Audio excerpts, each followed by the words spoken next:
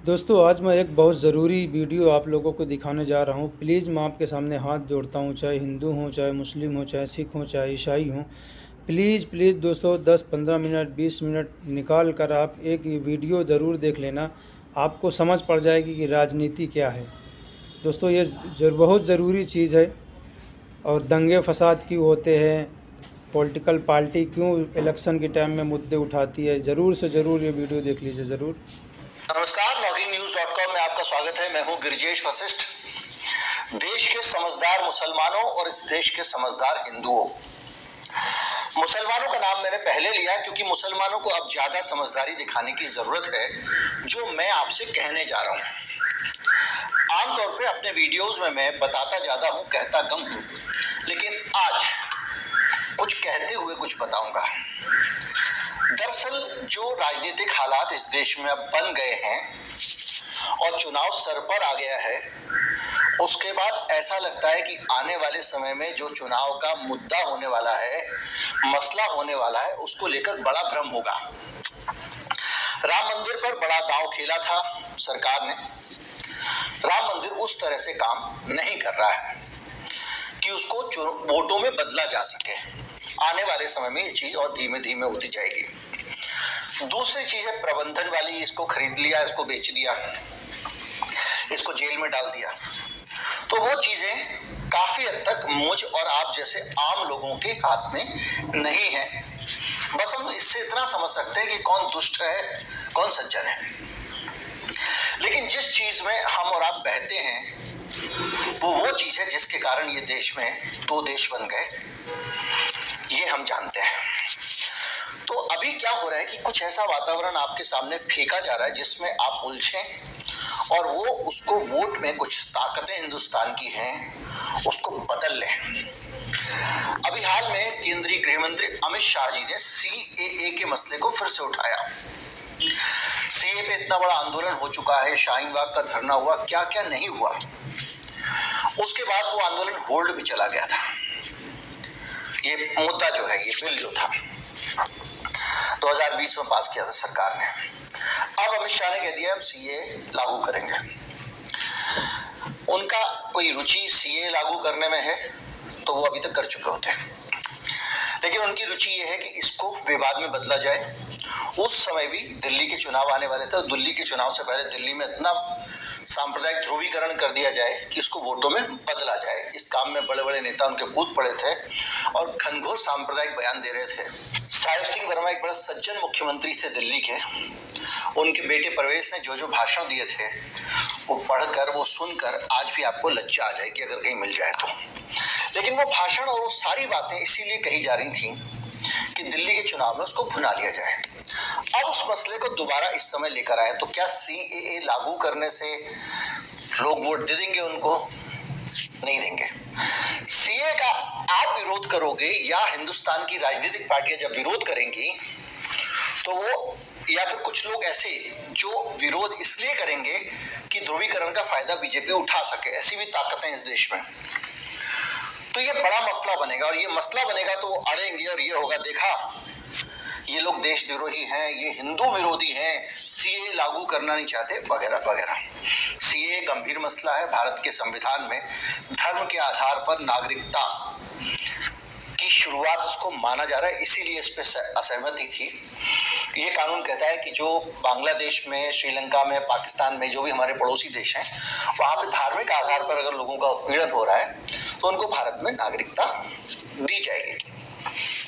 लेकिन ये नागरिकता उनको नहीं मिलेगी जो वहां मुसलमान है, जैसे मेजोरिटी में।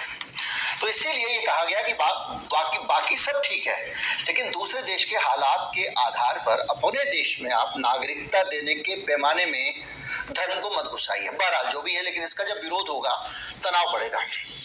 तो क्या हो, सीए के मसले को अभी आप इग्नोर कर दीजिए। संसद में तो पास हो ही चुका है, रोक आप पाएंगे नहीं अभी चुनाव के टाइम पे। लेकिन ये मसला राजनीतिक मसला बनेगा, ध्रुवीकरण में कन्वर्ट होगा। जब ध्रुवीकरण होता है, राजनीतिक ध्रुवीकरण, तो नेता लोग वोट ले जाएं, जिंदगी भर के लिए राजा बन जाए। मसला ये होता है कि हमारे बच्चों को जहरीला बनाते हैं उनके अंदर नफरत आती है, वो सब में शामिल होते हैं और इसका नुकसान उठाते हैं। मानसिक रूप से भी उनको कुछ दिक्कतें होती हैं। दूसरा मसला है बनारस का। बनारस में अभी आपने देखा कि एक जो ज्ञानवापी मस्जिद का तलघर था, उसमें व्यास परिवार को अदालत ने अनुमति दे दी कि इस बेसमेंट में आप पूजा कर लो। कहा गया कि 90 के दशक की शुरुआत में भी यहाँ पूजा वो करते थे, उनको दोबारा परमिशन दी जा रही है।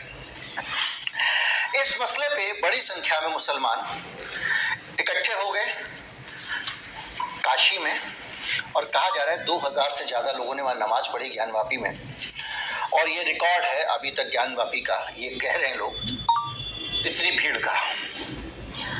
तो ऐसे में अगर आप वहां जाते हैं और इसके बीच में अगर कोई भड़काऊ भाषण हो जाता है, याद कीजिए जामा मस्जिद पे शांतिपूर्ण प्रदर्शन हो गया था सीए को लेकर, लोग लौट रहे थे और दरियागंज में विवाद खड़ा कर दिया गया ताकि उस पे एक नया तनाव गढ़ा जा सके। ये डर यहाँ पे भी था, लेकिन जो नेता थे वो समझदार थे। जो वहां तकरीरें हुई मस्जिद में, उन तकरीरों में इस देश के लोकतंत्र के कमजोर पड़ने जैसी बातें कहीं कहीं, और ये कहा गया कि किस तरह से देश का लोकतंत्र खतरे में है, हमें अपने देश के लोकतंत्र को बचाना है। तो ये मामला वहां वक्ताओं की समझदारी से सुलझ गया, लेकिन जब आप इकट्ठे होके जाते हैं तब भी उसके पीछे भी चुनावी एजेंडा हो सकता है। तो सावधान रहें अगली बार इस तरह का मामला हो। ये अब मैं ये नहीं कह रहा हूं आप विरोध ना करें, लेकिन अभी समय बहुत समझदारी का समय है।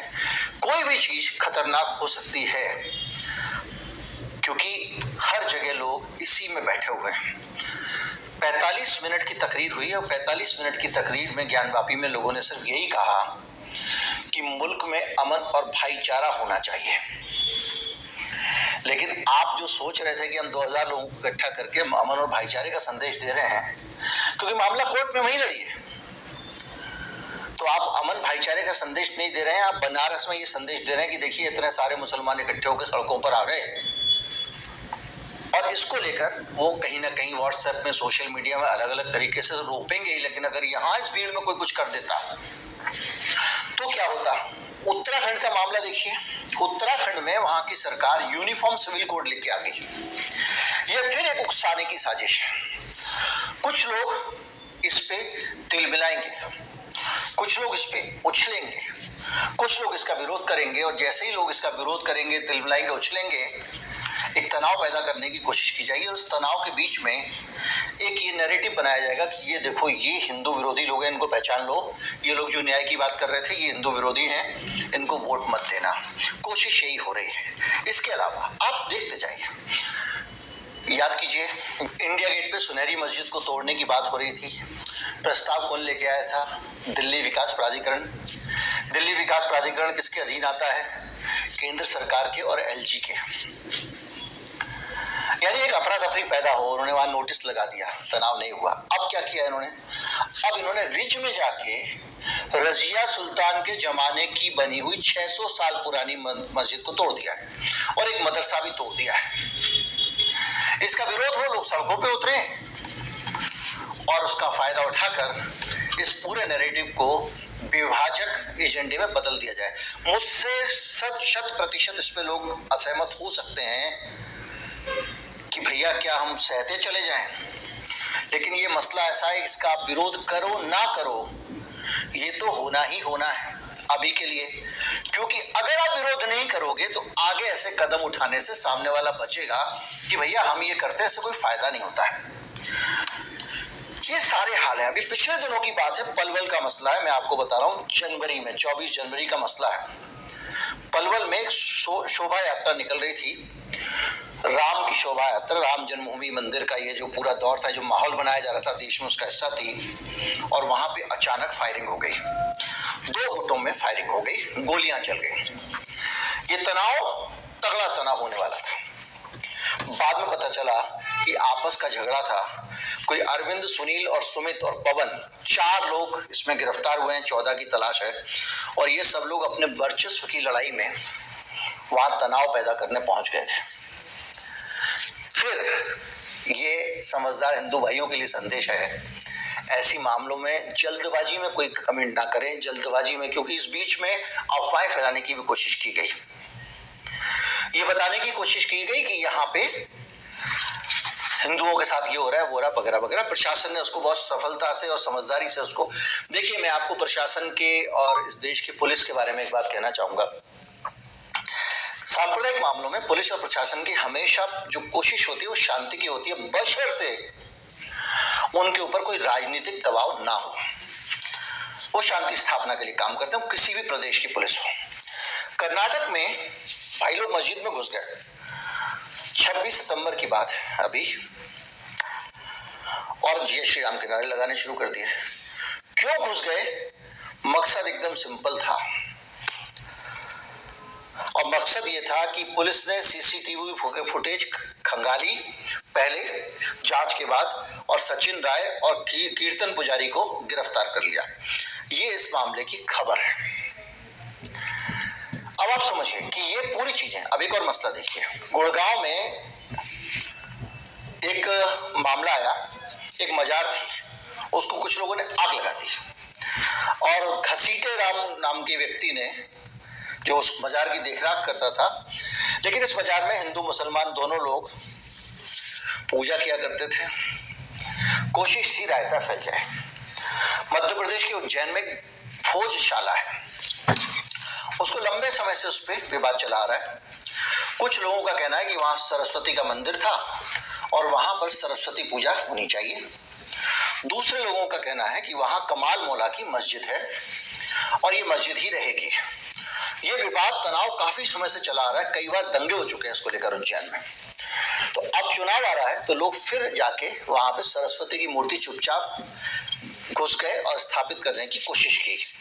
अभी एएसआई के पास में है, लेकिन तनाव फैल गया और बड़ी संख्या में पुलिसकर्मियों की वहां पर तैनाती की गई। ये सब मेरे आसपास, आपके आसपास हो रहा है। क्यों हो रहा है? 2.5 महीना चुनाव है, ऐसा मुझे लगता है। हो सकता है किसी और वजह से हो रहा हो।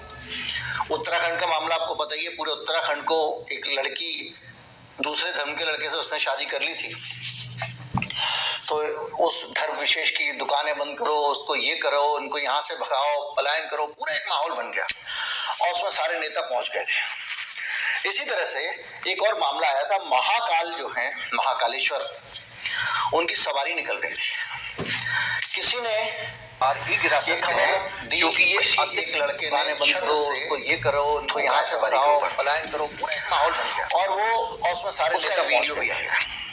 इसी तरह से एक और मामला बड़ा महाकाल जो है, चुनाव का टाइम था मध्य प्रदेश के, उनकी सवारी निकल, शिवराज सिंह चौहान ने झटपट बुलडोजर भेज दिया, उसका ये खबर दी कि किसी एक तो मेरी छत राय बीच में मैं बोलना है सवारी के ऊपर बुलडोजर और वो गिराने का, उसका एक वीडियो भी आया, बंद होनी चाहिए, मामला कोर्ट पे गया। इसको लेके बड़ा विवाद हुआ। चुनाव का टाइम था मध्य प्रदेश के, शिवराज सिंह चौहान ने झटपट बुलडोजर भेज दिया, उसका घर गिरवा दिया। एक तो मेरी राय बीच में मैं बोलना चाहता हूं कि बुलडोजर से घर गिराने की सजा बंद होनी चाहिए।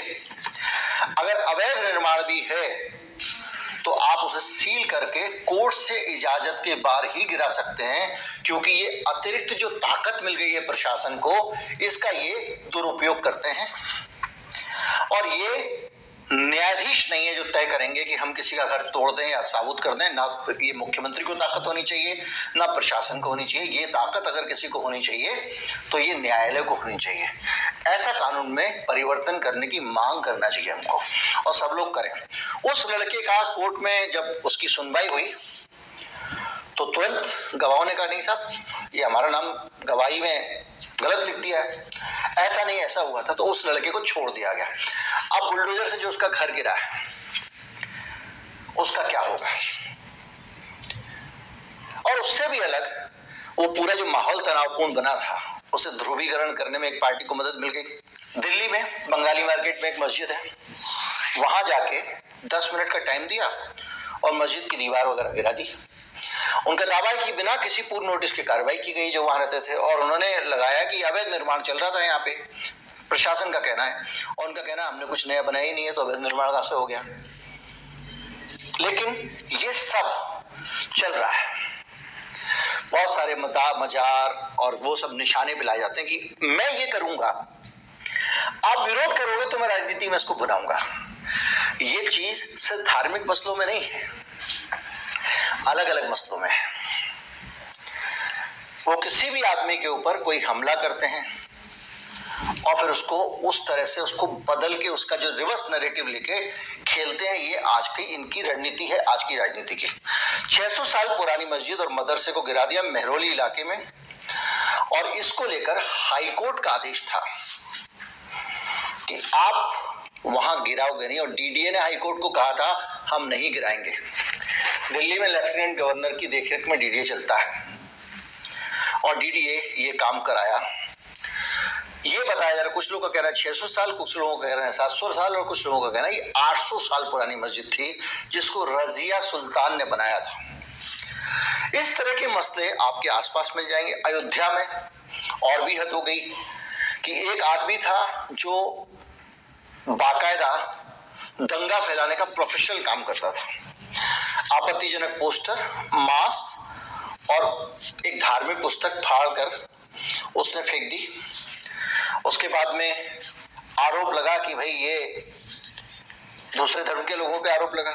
उसके बाद में 11 साथियों के साथ ये पकड़े गए और इनको दंगा कराने की साजिश में पुलिस ने गिरफ्तार कर लिया। उत्तर प्रदेश की पुलिस ने 8 लोग गिरफ्तार हुए थे।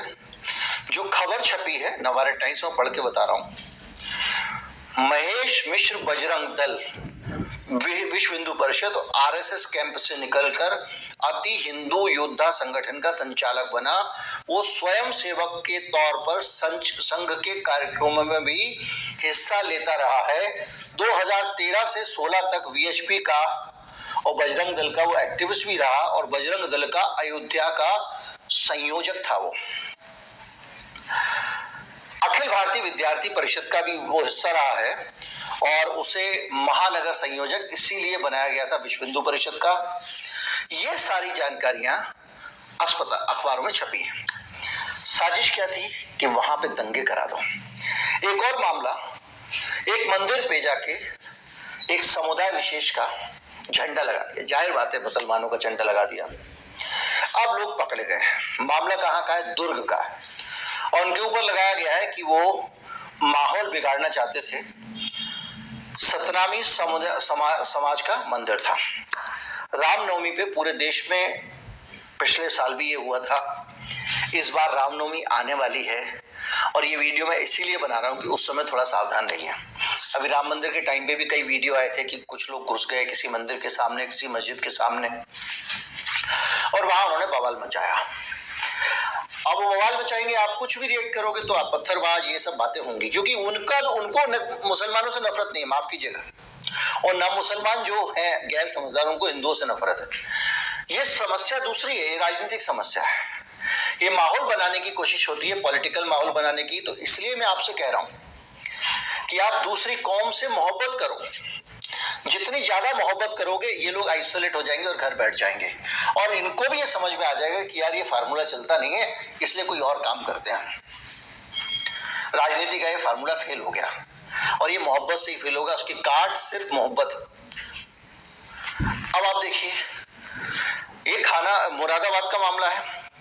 31 जनवरी ये अभी बीती है, 1 महीना पहले मुरादाबाद में गौकशी की घटनाएं हो रही है बहुत सारे।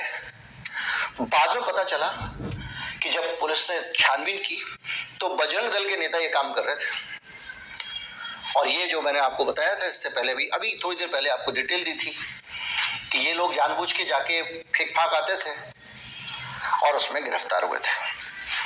अगर आप देखेंगे तो पैटर्न दिख रहा है। ये पैटर्न आज का नहीं है, बहुत पुराना पैटर्न है। अपने पिताजी से, अपने चाचा जी से और रिश्तेदारों से जो पुराने हैं उनको पूछिएगा कि ये जो फार्मूले हैं ये बहुत पुराने हैं। एक पुस्तक है भीष्म साने की, तमस, उस पर एक सीरियल भी बना था।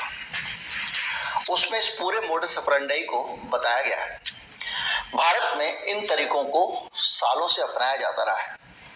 समय के साथ उम्मीद की जाती थी कि हम सब लोग थोड़ा सा सभ्य हो गए हैं, समझदार हो गए हैं, तो इस चक्कर में नहीं फंसेंगे।